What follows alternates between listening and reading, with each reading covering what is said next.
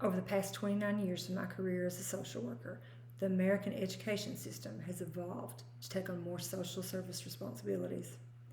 Mass school shootings, the rising rates of youth suicide, along with the issues of inequity, are only a few of the issues that have prompted legislation which encourages a greater emphasis on mental and emotional wellness.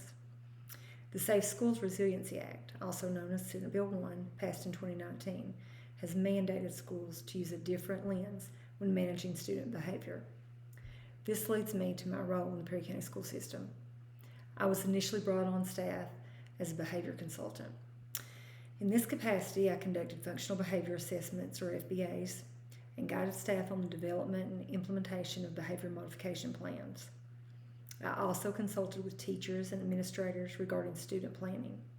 In addition, I worked with the district to develop and implement a school-wide systematic approach to managing discipline and improving school culture, known as PBIS. I also acted as a member of the autism cadre. In this capacity, I worked with other professionals such as the district occupational therapist and speech therapist, as well as teachers, to develop plans for students identified as being on the autism spectrum. We also conducted trainings for teachers on using evidence-based practices with students who have autism. Most recently, I've added the position of district health coordinator. This is a position that's mandated in Kentucky for all school districts.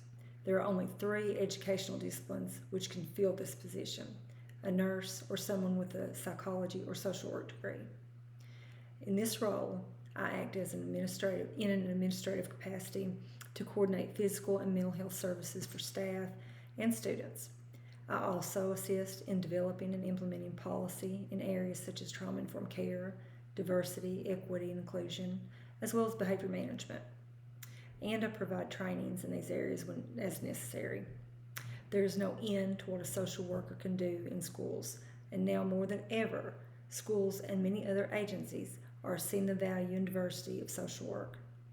Examples of some positions, school positions of social work may include assisting in implementing school safety plans and working with school threat assessment teams, identifying students at risk for not meeting academic goals, acting as a case manager to help students manage a variety of services, making referrals for or connecting with outside resources, school-based therapy services, which would likely be contracted with a partnering agency, implementing mental health campaigns and programs in the school, or advocating for struggling students, or simply just student support services.